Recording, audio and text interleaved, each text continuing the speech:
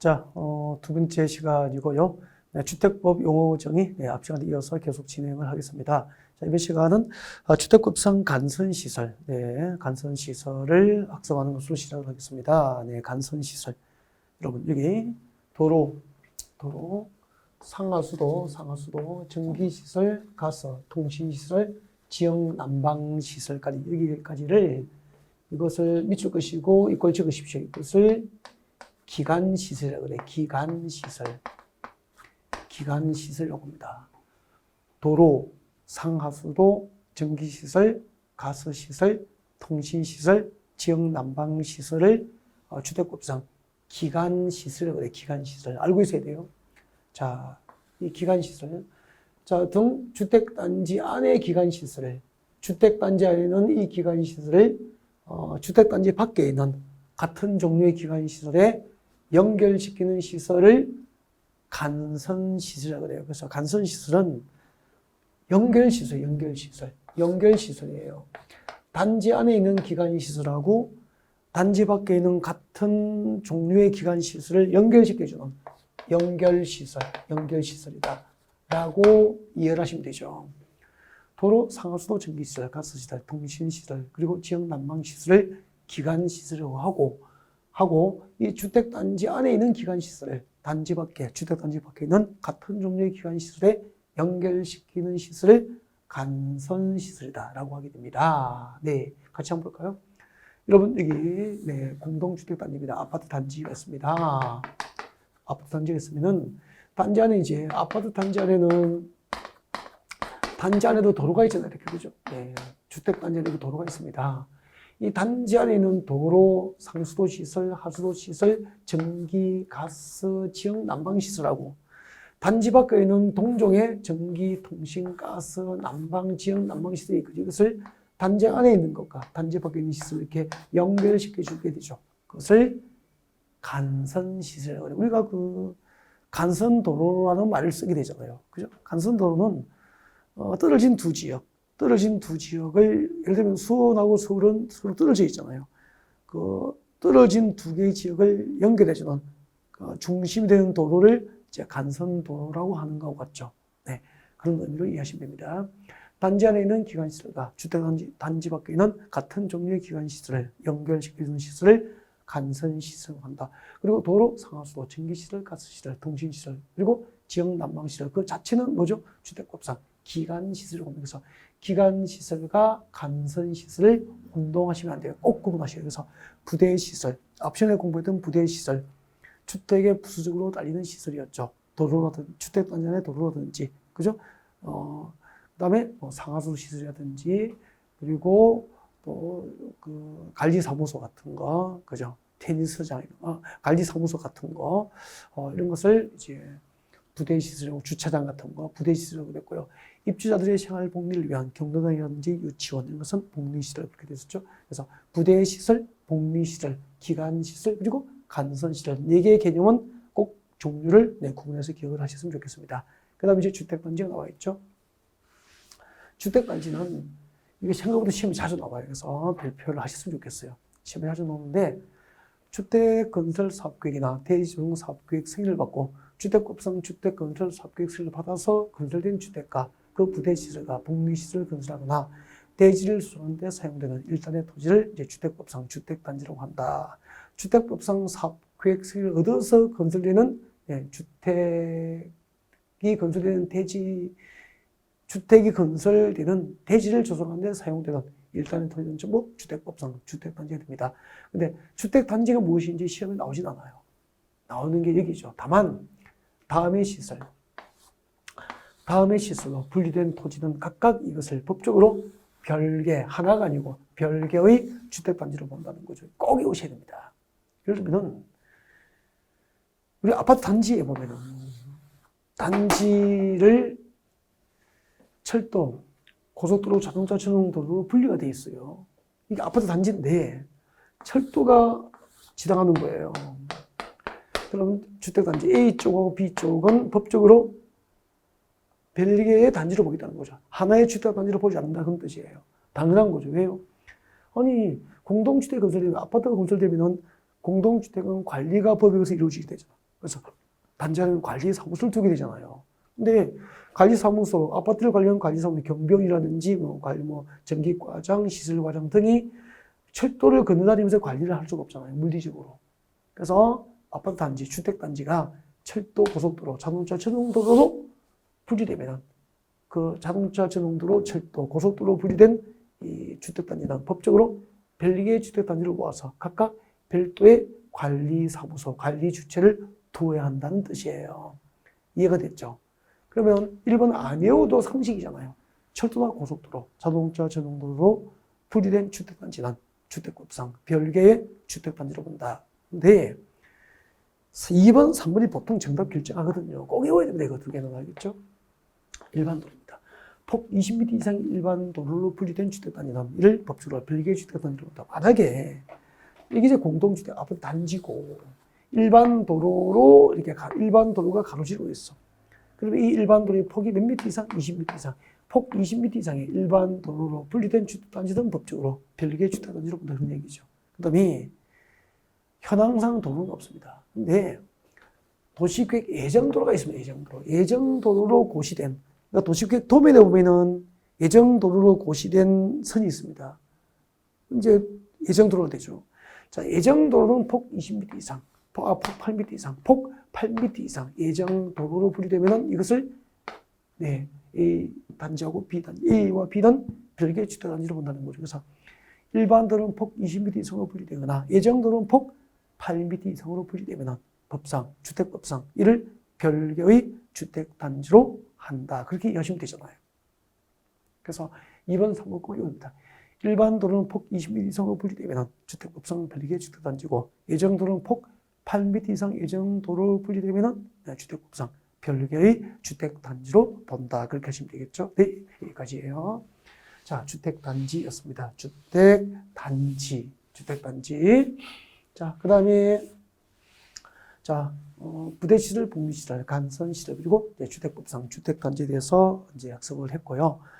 그 다음에 이제 아주 중요합니다. 아주 중요한 거. 리모델링. 너무 중요하죠. 주택법상 리모델링이 무엇일까? 아까 우리가 공동주택을 분양하는 것을 무엇이라고 했죠? 공급한다고 그랬죠. 자, 아파트가 공급됩니다. 네. 이제 공동주택 소유자들에게, 아파트 소유자들에게 건설회사가 아파트를 건설해서 분양, 공급을 합니다.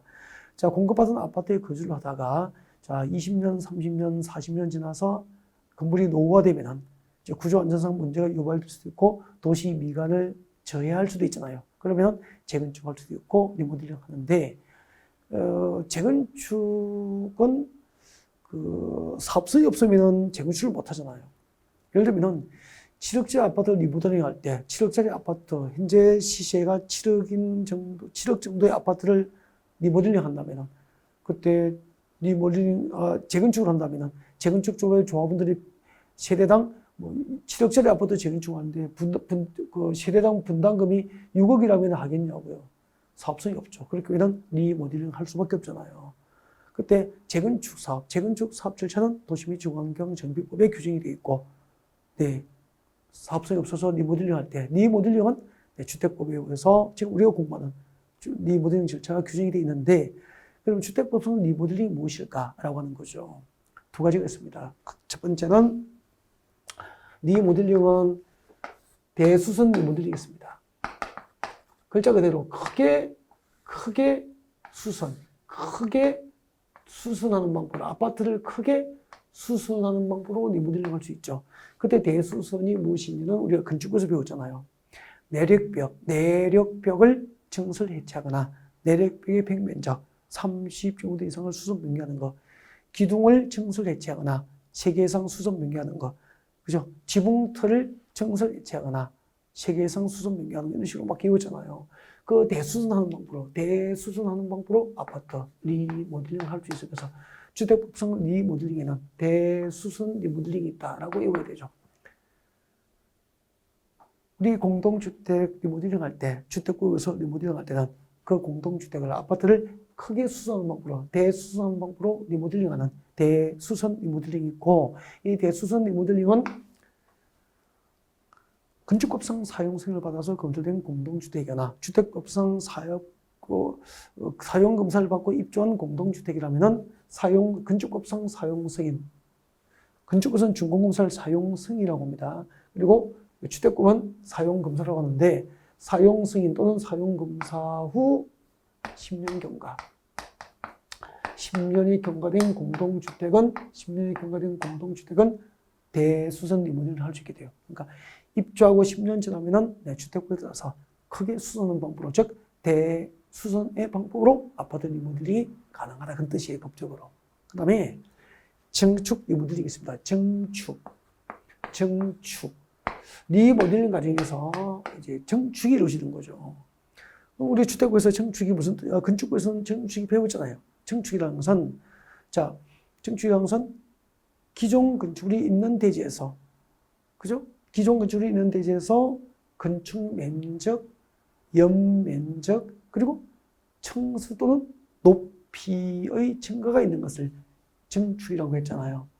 그래서 그 증축하는 방법으로 리모델링이 이루어질 수 있죠. 그래서 주택법상 리모델링에는 대수선 리모델링과 증축 리모델링이 있다. 이렇게 일단은 입문 과정에 분류를 하고 들어가야 되죠. 주택법상 리모델링이 무엇입니까? 네, 대수선하는 방법으로 리모델링 할 수 있고요. 증축하는 방법으로 리모델링 하는 방법이 있고, 그래서 리모델링은 대수선 리모델링과 증축 리모델링이 있습니다. 그렇게 하시면 되고요. 증축 리모델링은 증축 리모델링은 건축법상 사용 승인을 받았거나 주택법상 사용 검사 후 15년 경과, 15년이 경과하면은 증축하는 방법으로 리모델링 할 수 있고요. 이런 부분에 관련된 개념도 2022년도에 출제가 됐었죠. 근데 솔직히요, 1년 정도 공인중개사 수업을 열심히 준비하신 분이 주택법상 리모델링에는 무엇이 있습니까? 라고 물으면 이 두 가지 제목을 말하지 못하는 거예요. 그러니까 개념 정의가 안 되는 거예요. 주택법상 리모델링이 무엇입니까? 라고 물으면 리모델링이 그냥 리모델링이라는 건 상식이잖아, 상식. 전문 지식으로 말하지 못하는 거죠. 입주하고 10년 경과된 아파트는 대수선 방법으로 리모델링 할 수 있고, 입주하고 15년이 경과된 아파트는 증축하는 방법으로 리모델링 할 수 있습니다. 이렇게 말할 수 있어야 된다는 거죠. 네. 우리 아이들은 엄마, 아빠라는 단어를 말하기 위해서 수백 번, 수천 번을 반복해서 연습을 하고 엄마, 아빠를 이제 말할 수 있게 되잖아요, 단어를. 이제 나이가 들면 들수록 이제 반복을 싫어하죠. 그죠? 이해되면은 거기에 또 넘어가 버리잖아요. 그죠? 그래서 우리는 반복하지 않는 게 우리 성인들의 가장 큰 단점이라는 거죠, 학습에서. 반복하지 않으니까, 네, 개념 정의가 안 되는 거예요. 일단은, 그 다음에 이제 증축 리모델링은 또 두 가지가 있어요, 증축 리모델링. 기존 시대수 100분의 15%잖아요. 기존 시대수 100분의 15 범위에서 주거 전용 면적을 증축하는 방법으로 리모델링 할 수 있죠. 기존 시대수 100분의 15 범위 내에서 주거 전용 면적을 30% 이하까지, 주거전용 면적을 30% 이하까지 증축하는 방법으로 리모델링 할 수 있어요. 기존 시대에서 100분의 15 범위 내에서라고 했으니까 100세대당 15, 기존 시대수 100분의 15 범위 안에서, 죄송합니다. 자, 주거전용 면적을 사용 승인 또는 사용 검사 후 주거전용 면적을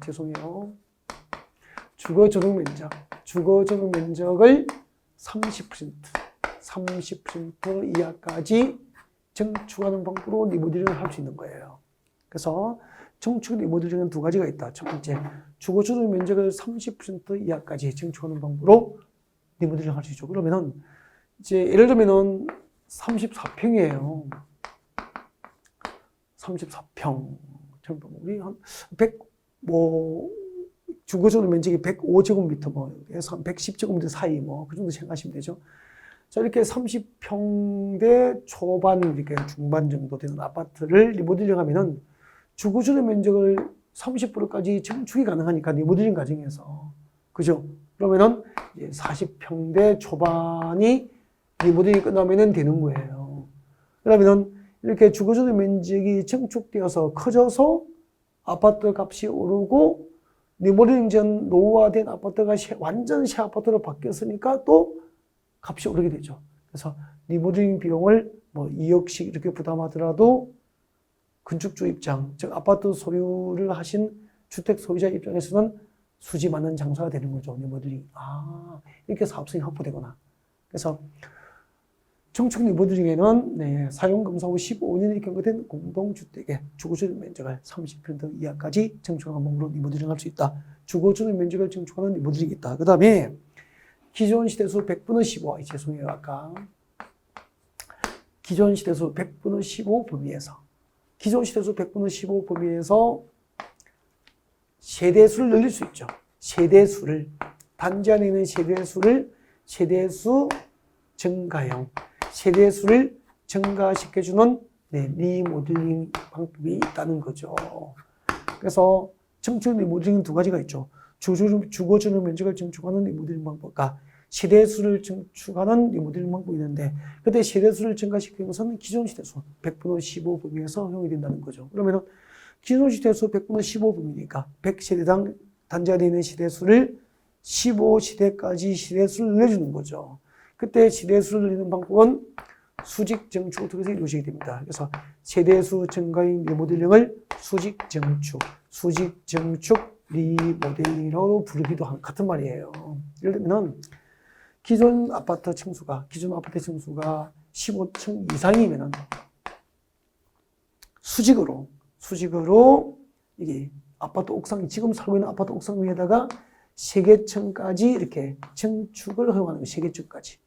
그러면은 라인이 2개면은 성간기 하나에 양쪽으로 있으니까 주택이 배치되니까 라인이 하나라면은 3개층이 증축되니까 세대수가 6개가 늘어나는 거죠.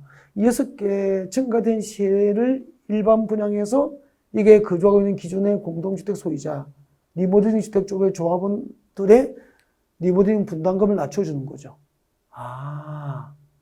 그 다음에 기존 아파트의 층수가 14층 이하인 아파트는 옥상에다가 2개 층까지 증축할 수 있어요. 수직으로.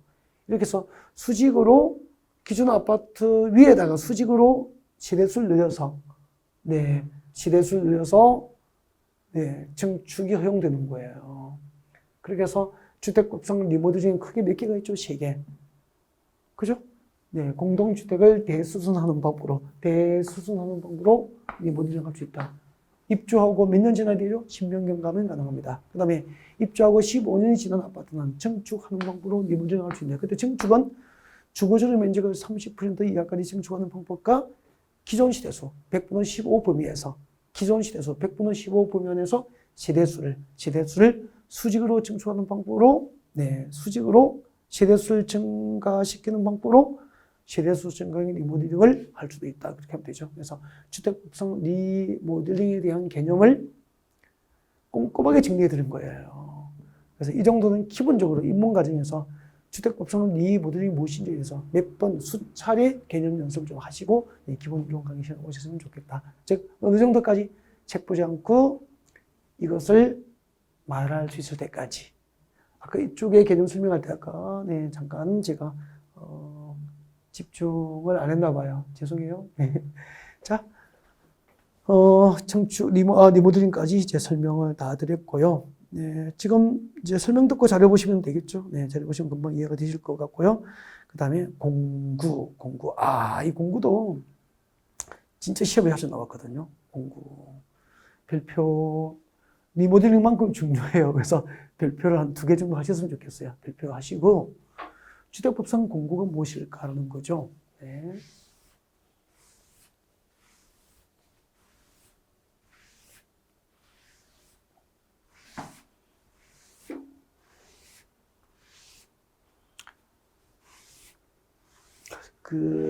공구를 넘어가기 전에,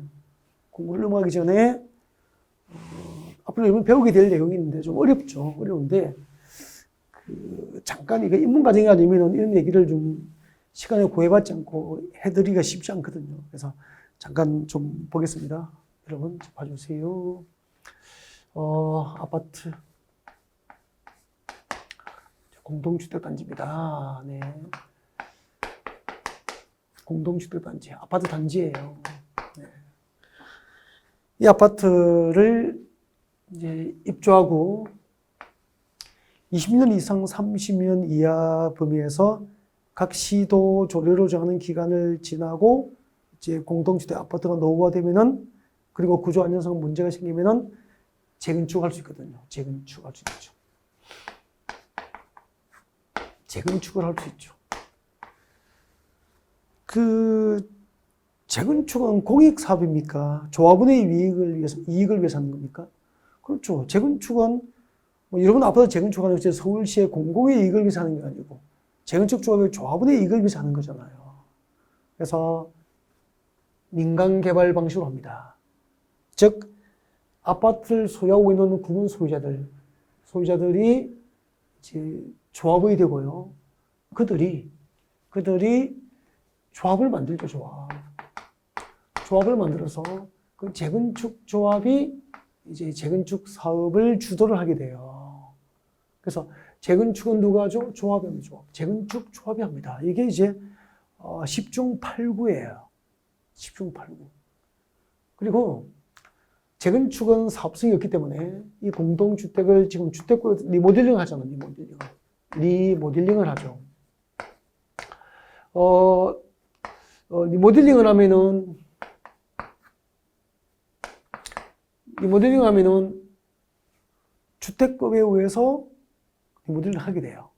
하게 되는데 그때 리모델링은 누가 하느냐면은 역시 10중 8구 99%가 리모델링 주택 쪽을 만듭니다. 리모델링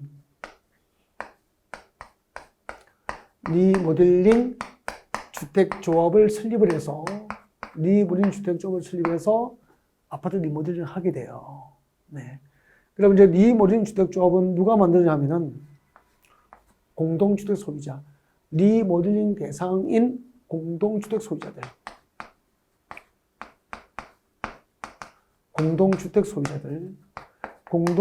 소유자들이 조합이 됩니다. 그 다음에 이번 단지가 크기 때문에 단지 안에 상가가 있죠. 근린생활시설, 주택법에서는 복리시설, 건축법에서는 제1종 및 제2종 근린생활시설이라고 그래요. 이 복리시설을 함께 리모델링하면은 상가를 주택법에는 복리시설이라고 하죠. 복리시설 소유자, 상가 소유자들입니다. 이 복리시설을 상가를 함께 리모델링하면은 이 복리시설 소유자도 리모델링 주택조합의 조합이 되는 거예요. 네. 자, 그때 이제 리모델링 주택조합을 만들려면은 네, 일정한 요건을 갖춰서 조합 설립을 인가받습니다. 누구에게 인가받냐면 관할, 시장, 군수, 구청장들로부터. 나중에 다 배워야 되죠, 어차피. 자, 이렇게 이제 리모델링 주택조합을 설립하기 위해서 시장, 군수, 구청장으로부터 조합 설립 인가를 받아요. 인가를 받으면은 이제 조합이 성립합니다. 조합, 리모델링 주택조합이 법적으로 이제 성립하게 되죠. 자, 이 리모델링 주택조합이 리모델링 하기 위해서 우리가 건축법에 따라서 건축을 할 때는 건축을 허가받고 건축하죠. 건축 행위를 할 수 있죠.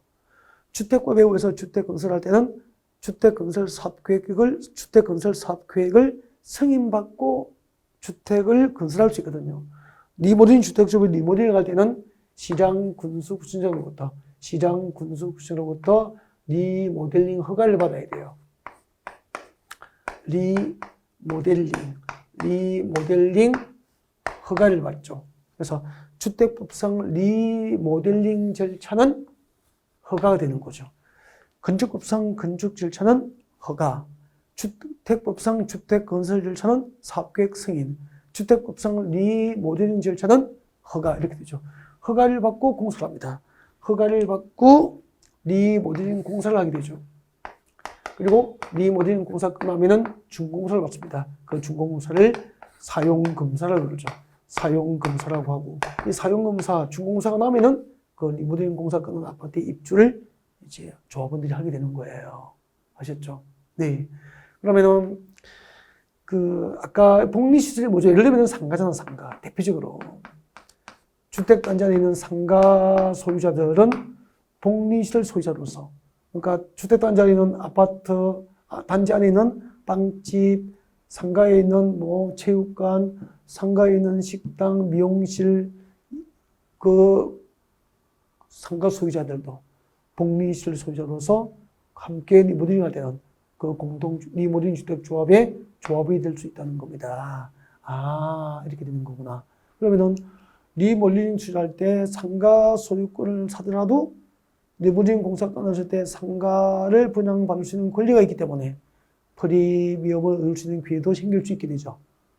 네. 대략적으로 이제 우리 아파트를 지을 때는 주택법에 의해서 주택건설사업계획 승인받고 아파트를 짓고 입주하고 10년 지나면은 대수선하는 방법으로 리모델링 할 수 있고, 그리고 15년 지나면은 주거전용 면적을 얼마까지 30% 이하까지 주거전용 면적을 증축하는 방법으로 리모델링 할 수도 있고, 기존 시세수 100분의 15 범위 안에서 세대수를 늘리는 방법으로 리모델링 할 수 있고, 그때 주택법상 리모델링은 네, 민간개발 방식으로 하기 때문에 리모델링 주택조합을 조합원들이 설립하고, 그 설립 인가를 받은 조합이 시당 군수구청으로부터 리모델링 허가를 받고 공사하고, 공사 끝나면 사용검사, 준공사 받고 아파트 입주, 이렇게 되는 거예요.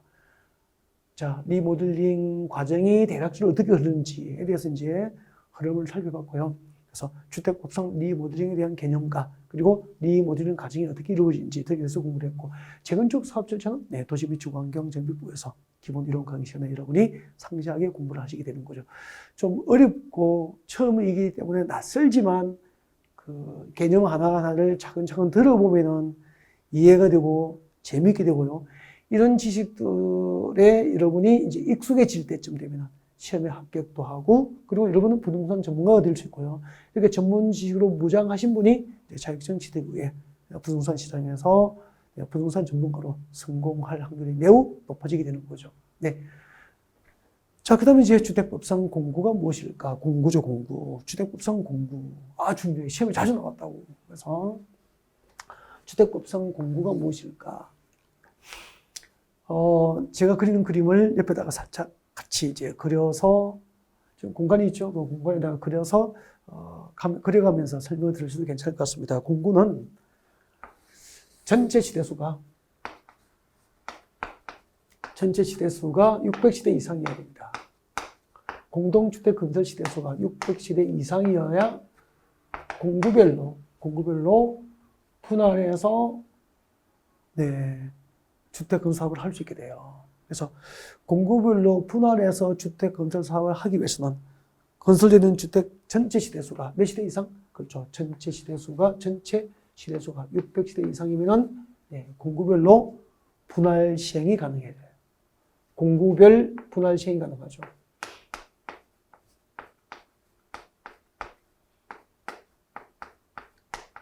공구별로 분할해서 네, 주택 사업을 시행할 수 있다. 공구별 분할 시행이 가능하다는 거죠. 여러분, 자, 주택법상 주택건설 사업 절차에서 공구별로 분할해서 주택건설 사업을 시행하기 위해서는 건설되는 공동주택 전체 시대수가 몇 시대 이상이어야 되죠? 600시대 이상이어야 된다. 이것을 물어보는 문제도 나온 적이 있습니다. 네.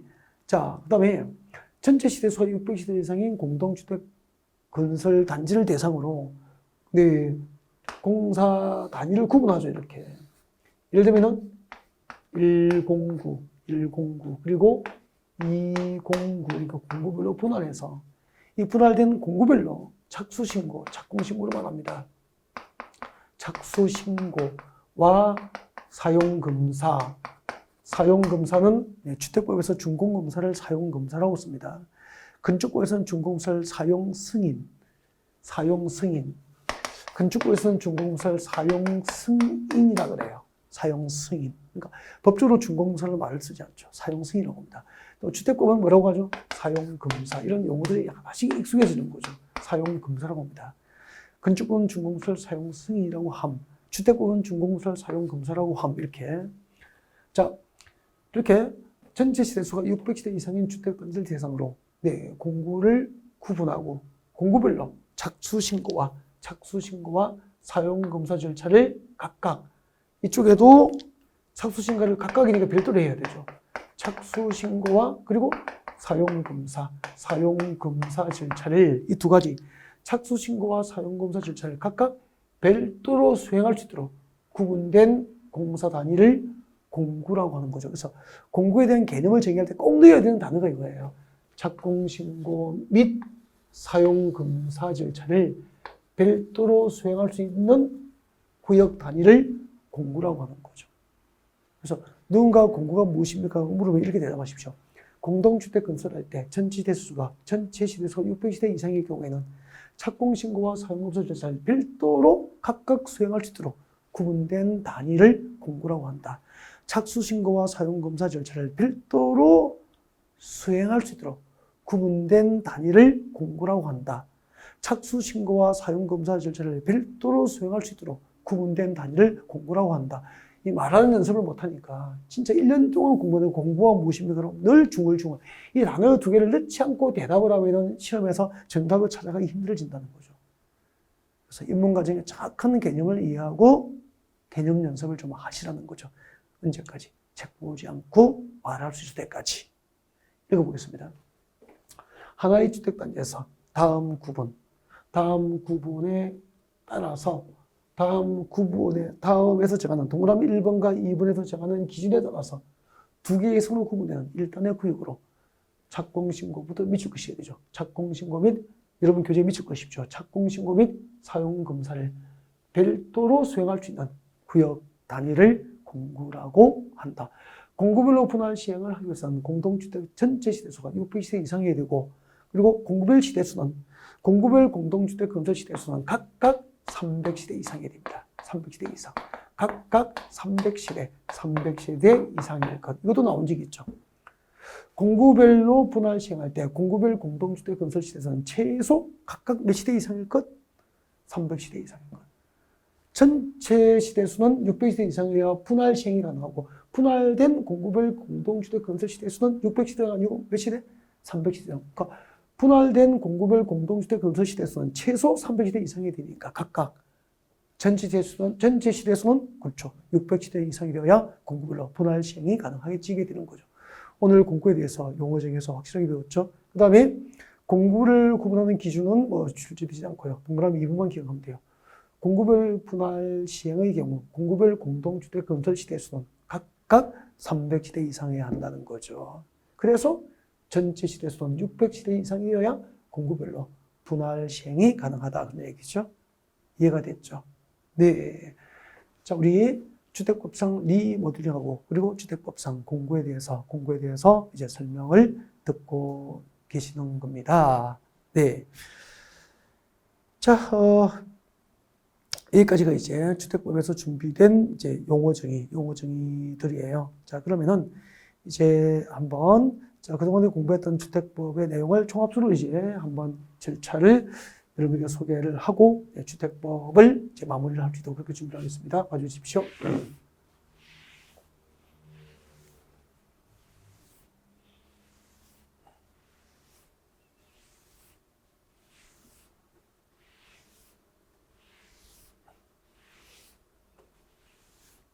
자, 부동산공법은 토지공법하고 건물공법으로 구성이 되어 있습니다라고 했고요. 그때 이제 건축물을 대상으로 하는 건물공법, 건물을 대상으로 하는 법은 이제 저희들이 공부에서 공부하는 법이 이제 두 개가 있죠. 건축법하고 주택법이 있습니다라고 했습니다. 건축법하고 그리고 주택법이 있습니다라고 이제 배운 거죠, 지금까지. 그때 이제 건축법상 용어 정의와 주택법상 용어와 관련된 내용을 저희들이 학습을 하신 거예요. 네. 자, 그러면 이제 건축물을 대상으로 하는 법 중에서 기본법이 건축법이고, 건축법에 대한 이해가 완성되면 이제 그 건축법상 용도 분류에서, 건축법상 건축의 용도 분류, 건축의 종류별로 용도 분류, 몇 가지로 분류되죠? 건축법상 건축의 용도는 용도별 건축의 종류는 몇 개? 29개. 그렇죠. 용도 분류는 29개가 있습니다. 지난주에 배웠죠? 29개의 용도가 있죠. 단독주택부터 공동주택, 제1종 권리생활시설, 제2종 권리생활시설, 문화 및 집회시설 이렇게 쭉 나갑니다. 마지막에 야영장시설까지 29개의 용도로 분류됩니다. 그 29개의 용도 분류된 것 중에서 단독주택과 공동주택, 주택에 관한 법이 주택만 가지고 나와서 만든 법이 주택법이에요. 그러면 건축법을 기본법으로 해서 그 29개 중에서 건축법상 용도 분류된 주택 건축물 중에서 단독주택이나 공동주택에 관한 사항을 규정하기 위해서 무엇이 만들어진 거죠? 주택법이 만들어지게 된 거죠. 그래서 건축법의 하위 법률로서 주택법이 만들어지게 된 거고요. 근데 이제 주택법은 주택법은 세 가지 파트가 있었잖아요. 네 가지 파트 크게 용어 정의. 인문과정은 용어 정의 위주로 공부한 거죠. 방금 공부에 대해서 학습하신 거죠. 그죠? 용어 정의. 그 다음에 이제 주택 건설이죠. 주택의 건설. 아파트 짓는 거죠. 주택의 건설. 그리고 건설되는 아파트를 분양합니다. 무엇이라고 하죠?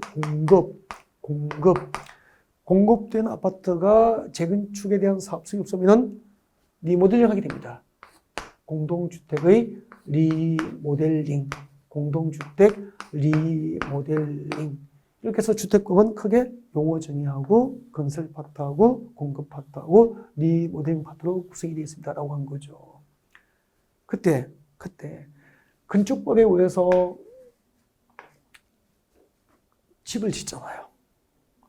무슨 행위죠? 건축행위라고 하죠. 건축행위라고 하죠. 근데 건축행위에는 무엇이 있죠? 신축, 정축, 개축, 신축, 정축, 개축, 재축, 이전 등을 배우는 거죠. 그때 건축법상 건축 절차, 건축부에서 건축을 하는 절차입니다. 건축법상 건축을 할 때는 건축법상 건축 절차는 뭐죠? 신축 행위를 할 때, 건축 행위를 할 때는 허가를 받아야 되죠, 허가. 그래서 건축법상 건축 절차는 허가다라고 기억하셔야 되죠. 그래서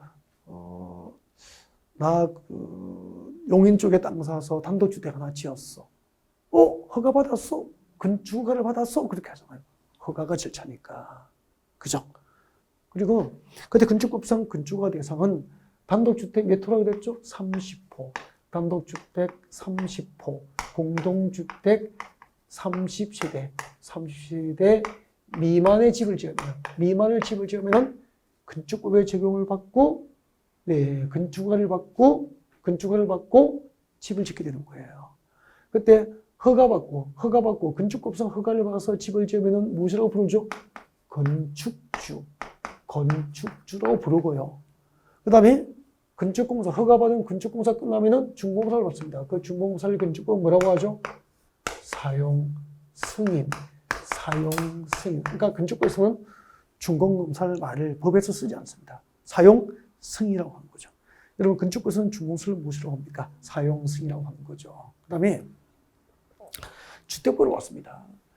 주택법에서는 주택을 집 짓는 것을 주택의 건설이라고 하죠. 주택 건설. 그때 주택법상 주택 건설 절차는 뭐죠? 주택 건설 사업 계획을 H건설이 서울시 강남구 대치동에 신규 아파트 건설 500세대를 하겠습니다. 몇 제곱미터 대지에 몇 세대의 아파트를 짓겠습니다. 라고 사업계획서 들고 서울시청에 가서 주택건설 사업계획서를 가지고 가서 서울시장부터 사업계획을 승인받아요. 그 사업계획대로 강남구 대치동에 몇 세대의 아파트 건설을 해도 좋다고 승인해주면은 이제 대지를 조성하고 거기다가 아파트를 건설하게 되는 거죠. 그때 주택법상 사업계획 승인을 받아서 그래서 주택법상 주택건설 절차, 주택법상 주택건설 절차는 승인, 건축법상 건축 절차는 허가 이렇게 구분하셔야 되는 거죠. 그 다음에 그때 이제 주택법에 의해서 사업계획서를 받고 집을 지어야 할 대상, 주택법상 사업계획서를 받아서 집을 지어야 할 대상은 단독주택 30호, 공동주택 30세대, 30세대 이상이죠. 이상. 그래서 단독주택 35, 공동주택 30세 미만의 소규모 주택 건설 사업은 건축보유에서 건축주가 허가를 받아서 집을 짓게 되고 중무사를 사용성이라고 한다. 그 다음에 단독주택 35, 공동주택 30세 이상의 대규모 주택 건설 사업은 주택법에 의해서 주택 건설 사업계획 승인을 받고 집을 지어야 되고요. 사업계획 승인 받고 집을 지으면 이를 뭐라고 하죠? 건축주로 부르지 않고 주체라고 배운 거죠. 그래서 나중에 이제 주택법에서 집을 지을 수 있는 주택법상 사업주체 누가 될 수 있는지를 나중에 배우게 됩니다. 네, 주택법상 주택건설 사업주체 따로 배워요. 네, 예를 들면은 국가지방자치단체, 한국토지대공사, 지방공사도 주택건설 사업주체에 들 수 있고요. 주택법에 들어가서. 그 다음에 개인과 민간건설에서는 등록이 됩니다. 등록 사업자도 될 수 있고요. 이런 식으로 배우죠.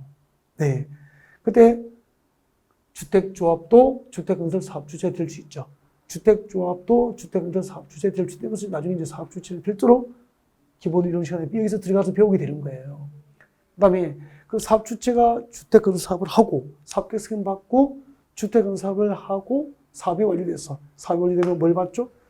준공검사를 받게 되죠. 그 준공검사를 주택법에서 무엇이라고 합니까? 사용검사라고 부르는 거예요. 아, 이렇게 되는 거구나.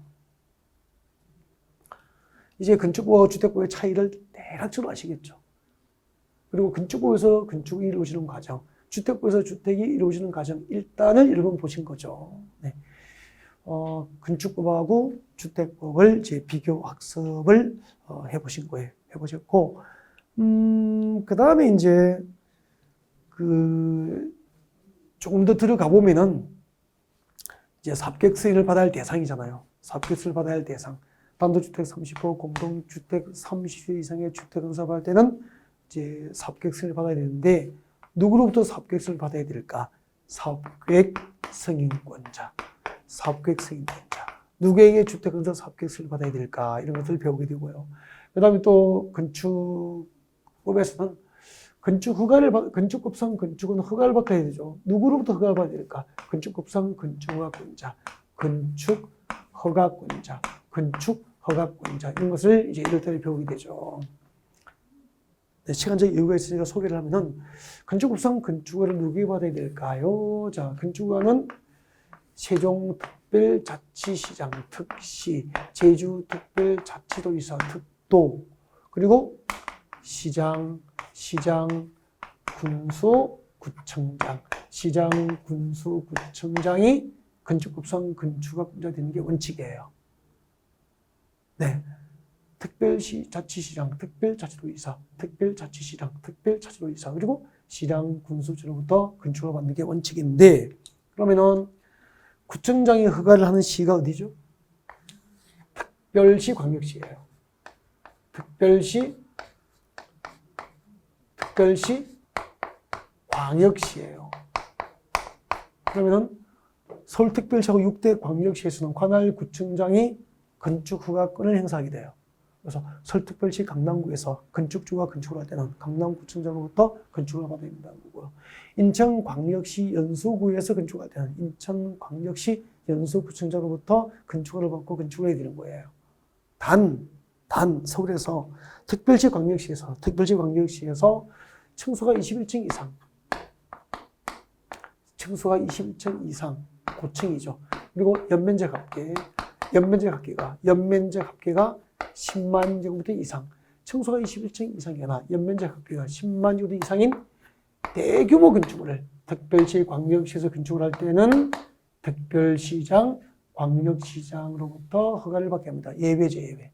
그래서 특별시 광역시에서 건축하는 원칙적으로 관할 구청장이 건축을 하는데 특별시 광역시 지역에서 층수가 21층 이상이거나 연면적 합계가 10만 제곱 이상인 대규모 건축을 건축할 때는 특별시장, 광역시장으로부터 직접 허가를 받아야 한다 이런 거죠. 예를 들면 이렇게 이제 들어가게 되는 거예요. 그다음에 이제 주택법상 사업계획 승인권자도 대지 면적 기준입니다. 주택 건설 사업을 할 때 그 대지 면적이 10만 제곱미터 이상이에요. 10만 제곱미터 이상인 주택건설 사업의 경우에는 사업계획 수행권자가 시도지사가 됩니다. 시도지사 배웠죠. 시도지사. 그리고 대도시시장. 대도시시장이 주택건설 사업계획 수행을 합니다. 그 다음에 주택건설 사업을 할 때 대지 면적이 10만 제곱미터 미만이에요.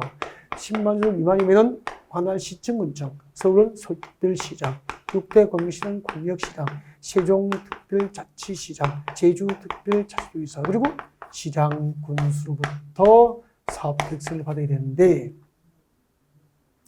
이 원칙인데 예외적으로 무조건 국토교통장관, 국장은 중앙정부잖아요. 중앙정부로부터 주택건설 사업계획서를 받아야 될 대상이 있어요. 이것도 이제 시험이 잘 나오잖아요. 그럼 주택건설 사업할 때 무조건 국토교통부, 중앙행정기관장으로부터 국토교통장으로부터 사업계획서를 받아야 할 대상. 예를 들면은 국가구 주택공사입니다. 주택공사 주공. 국가구 주택공사가 아파트를 지을 때는 무조건 대지 면적 규모와 상관없이 중앙정부로부터 국토교통부로부터 주택건설 사업계획서를 받도록 하고 있죠. 이런 이유들을 나중에 다 설명을 해야 합리적으로 이해가 되는. 왜 국회에서 국가구 주택공사 무조건 국토교통장으로부터 주택건설 사업계획을 승인받도록 법을 만들었을까? 그 입법 취지 등을 나중에 설명을 드리게 되는 거죠. 그래서 이걸 당연히 처음이니까 낯설죠. 어렵고 힘들지만 이렇게 이제 입문 과정에서 한번 듣고 나중에 이제 한번 들어보고 지금은 귀가 열리지 않지만 이걸 이제 기본 이론 시간에 반복해서 들으면 그때 들리기 시작해요. 쉽게 들려요. 훨씬 더 쉽게 들려요. 그래서 첫수에 배부를 수 없잖아요. 처음에는 들리는 것만 듣자. 그리고 이제 반복하는 과정에서 점차 익숙해지고 귀가 열리고 이해는 깊어지고 범위는 넓어질 것이다. 라고 하는 확신을 들을 수 있게 될 겁니다. 주택법은 이제 두 번째 시간은 리모델링하고 공구에 대해서 매우 강조를 드렸고요. 첫 시간은 주로 이제 주택에 대한 개념이죠. 토지 임대부 분양주택, 도시형 생활주택, 공동주택, 단독주택, 민영주택, 그리고 국민주택 등 개념. 지금까지 해드린 용어 중에서 매년 2문제 정도 출제된 거 알고 계시죠? 진짜 중요한 거죠. 7문제 중에서 입문 과정에서 벌써 2문제를 완벽하게 마스터했고, 그리고 이제 건물공법의 기본이 되는 건축법하고, 그리고 그 하위 법률인 주택법의 차이점을 이제 부각시켜서 여러분에게 알려드리는 방법으로 입문 과정을 준비해봤습니다. 자, 이제 마지막 2시간은 여러분이 가장 좋아하는 농지법. 농담이고요. 농지법으로 준비를 해보겠습니다. 네.